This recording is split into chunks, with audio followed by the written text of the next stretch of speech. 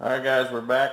We did some work yesterday. Today we're gonna try and get the car out and go have some fun with it, go cruise around, but unfortunately it's raining out today, so that means the only thing left to do.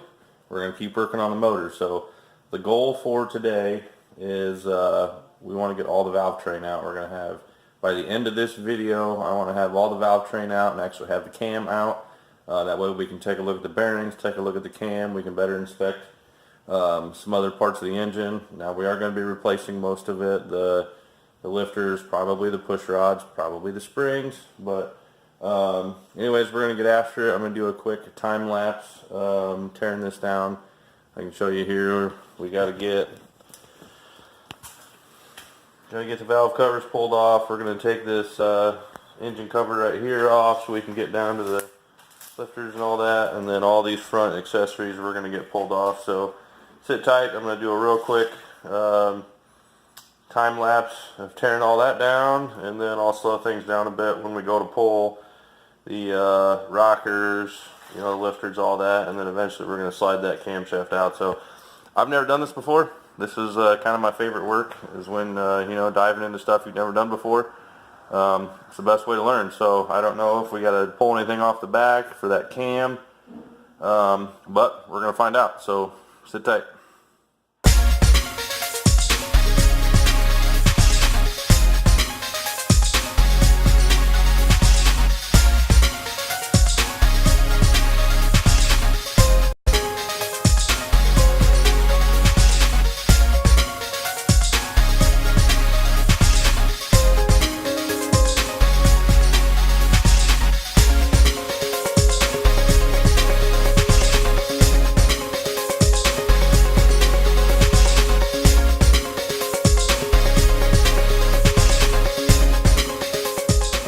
So there's a quick time lapse of a quick teardown. Now, as I said, I've never done this before, and in fact, I'm not even a real big Chevy guy, which shows some of the things I've said weren't entirely accurate, like this top cover here.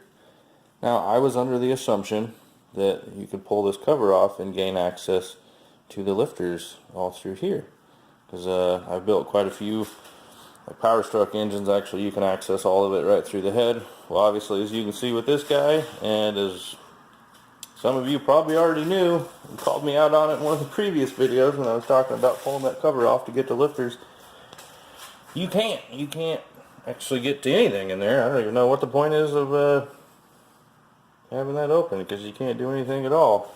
So that means to do what we want to do, to get the cam out, we're going to have to pull the heads, because as far as I can tell, there's no other way to get this valve train out of here. So we're going to go ahead and pull all these rockers out, then we can get to the push rods, and then I guess we're going to go ahead and pull the heads. I did price out head gaskets for this thing. They're pretty cheap. We'll have to get some new bolts. Maybe look into some ARP head studs, since it'll be a part. And that'll give us a better look at what we're dealing with anyways in the motor, because who knows what we might find tearing it apart. If we discover something major in one of the cylinder walls, then I guess it'd be better to find out now than after it's in the car. So got a little more work to do, but our goal remains the same for the day. So I'm gonna put you back on the old time lapse, and then we're gonna get these heads yanked off and get that cam laying on the bench. So we'll be back.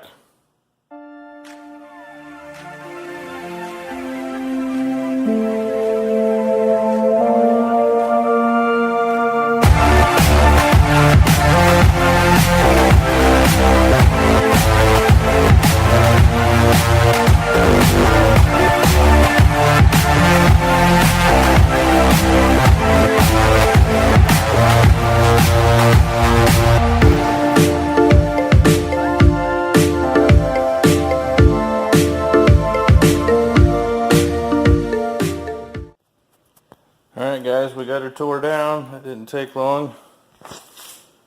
You're going around with me having the first look. See, you can tear these things down to nothing. And the only thing you can't get off is the damn dipstick. Which, that's what happens. They get like rusted in there and become a total pain to get out. So, figured we're going to have to replace it anyways. Probably put something different in there anyways. But anyways, we got her opened up, and we're actually, you know, pulling the heads off is kind of a good thing, so that gives us the opportunity to take a look at exactly what we're working with. I'm no expert, but she's definitely dirty. There might be, I mean, they're pretty shiny. They probably could use a quick hone on it, but definitely some crap busted loose when I pulled the heads off. But they're not terrible. Like I said, my biggest concern was rust. Cylinder walls rusted over, but the ones you can see, which I haven't turned it over yet, actually look pretty good. This is our driver's side head. Again, it's dirty, but there's a little light you can see. And you look at the difference in the exhaust valves from side to side. I don't know what's going on there. You see you got your exhaust and intake on each one of them. I mean, they're dirty, but overall I think they look pretty good. Now, what I did find interesting is when I was pulling the head bolts out, the driver's side and the passenger side were different.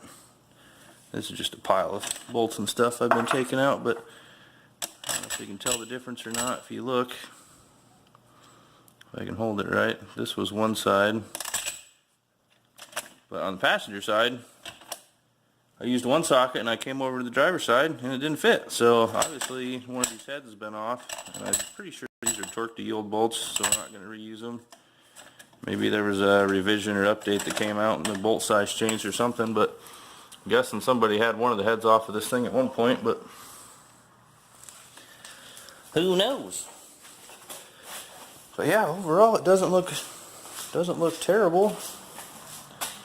So what we need to do now to get our cam out is we got to pull these guys out. There's one bolt each on these, and then we'll be able to get to our lifters down in there that are sitting on that cam. And then I don't know if we need to clock this and set it in the right position or not. I'm sure we can retime it when we put it all back together, but as you can see, this is a 3-bolt cam in there. There is a little pin right there that would line up this upper sprocket on the cam there. This is extra oil pump right here. It's a G-rotor pump inside there. It's kind of funny. Power Strokes use the same thing. This chain's a little loose, but actually that chain seems really loose. Anyways, we're going to get this tore off, and then looks like there's a cover back here we might have to take off. I'm not sure, and then we can probably, I'm not even pointing the camera at the right spot. Again, we'll go ahead and get this taken off. It looks like there's a cover behind there, and then we can go ahead and slide that cam out, and then look a little deeper and see if there's any major damage. I did find on one of my, don't criticize me, I call them push tubes, some guys call them push rods, but this might have been good, because if you look at the end of this push rod right here, if I can get it to focus on there, it's definitely got some wear on it. This was on the passenger side over here on one of the, where it mates to the rocker. You can see that's definitely misshaped. All the rest of them were like mirror shine on there. Well, this one's all chewed up, so definitely had some oiling issues or something there. So it's probably good that we ended up tearing this down the way that we did, so we can find stuff like that. It's no good to slap it in the car and have to take it all back apart. Yeah, I really didn't want to pull the heads off, but that's what we got to do, so that's what we did. So I'm going to get back to work. We're going to get this all this tore off up front here and get that cam slid out, and we'll probably get things cleaned up and call it a day. So we'll be back. Alright, so I went ahead and pulled the cam sprocket off.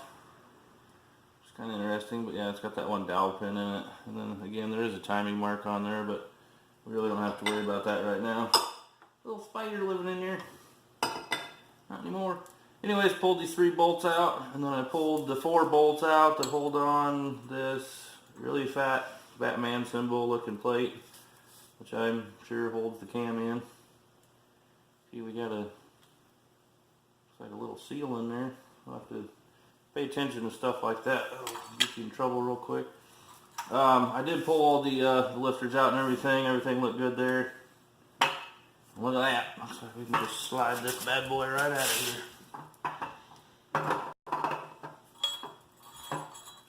Easy, Batman.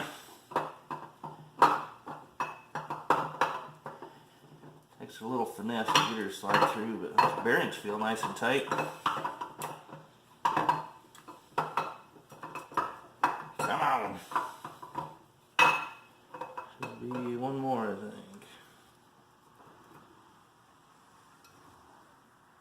And there it is. I have no idea what that is. Hopefully it's not important. Well, there's our stock 5.3 Chevy truck camshaft. All these surfaces look really good on here. I was kind of nervous about major scoring or heat marks and stuff like that. I mean, this motor's really dirty. It's got a lot of carbon buildup in it, but I mean, overall it looks pretty good. So anyways, that was our goal for the day, to get the cam out. We're going to be ordering some parts here soon. I'm looking at different cam kits. Now, if you guys know, you know, we're trying to build kind of a combo street strip car here. If you got any recommendations on good camshafts, stuff we should maybe be looking into, I'm all ears. If you want to comment about what maybe you've run or what you've had good luck with. I was looking at different sets because, you know, as you go with more radical cam, then you have to start upgrading lifters, push rods. I think we're probably going to end up replacing probably all of it, even the rockers, just because that one looked like it was kind of chewed up, and everything's apart. So if we can get, you know, budget deals on stuff, then we might as well. So anyways, guys, thanks for watching. Be sure and like, subscribe. We're going to get this thing cleaned up, do a little more inspection on it. I turned it over. It turns over super good.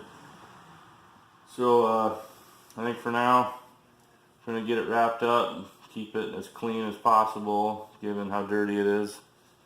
You know, we might as well try. But anyways, thanks for watching. Dadgummit, stay good. We'll see you later.